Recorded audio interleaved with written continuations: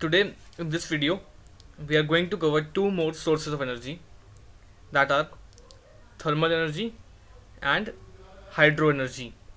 Now we will start with thermal energy. The word thermal means heat.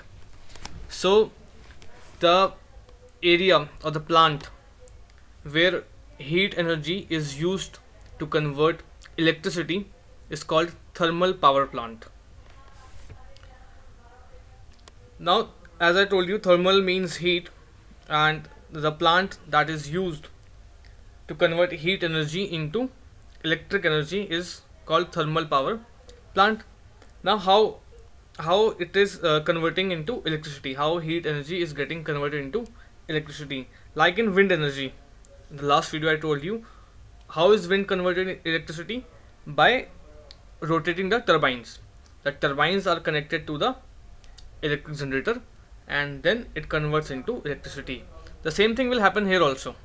Now what happened? Large amount of fossil fuels are burnt every day in these power stations to heat up water to produce steam. Now huge amount of fossil fuels are burnt to heat up the water. The water produces steam. This steam is transferred further to run the turbine. Now turbine is connected to generator, so it starts generating electricity. So this is how thermal power plant basically works. The transmission of electricity is more efficient than transporting coal or petroleum over the same distance. Therefore, many thermal power plants are set up near coal or oil fields. The term thermal power plant is used since fuel is burned to produce heat energy, which is converted into electrical energy. This I already explained to you. In class 9, we have to learn about thermal power plant this much only. We don't have to go in details. The next energy is hydro energy. The word hydro means water. So now converting electricity with help of water is hydro energy. Now the plant at which this takes place is known as hydro power plant. The plant at which water energy or hydro energy is converted into electricity is called hydropower plant. Now how it is used to generate electricity? The basic purpose is same. You have to rotate the turbines.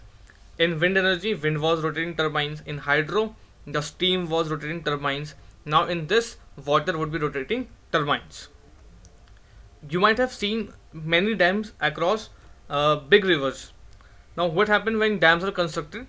The water level rises. If you can see this reservoir over here, the water level rises, and when the water level rises, there is a gate here, and when the dams are open, this gate move upwards and the water goes through here. From this tunnel it goes through to the turbines. As water are stored at a great height, they have lot of potential energy.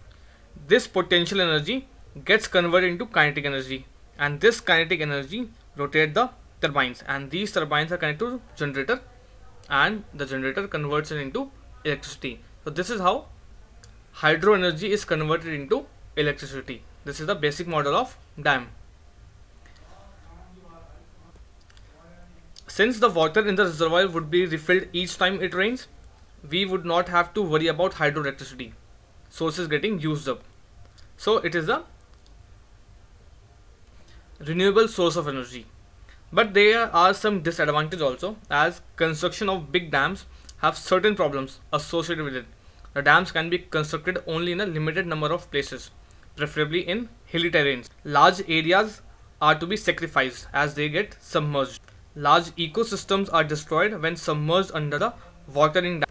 The vegetation which is submerged rots under anaerobic condition and give rise to large amount of methane, which is also a greenhouse gas. It creates a problem of satisfactory rehabilitation of displaced people.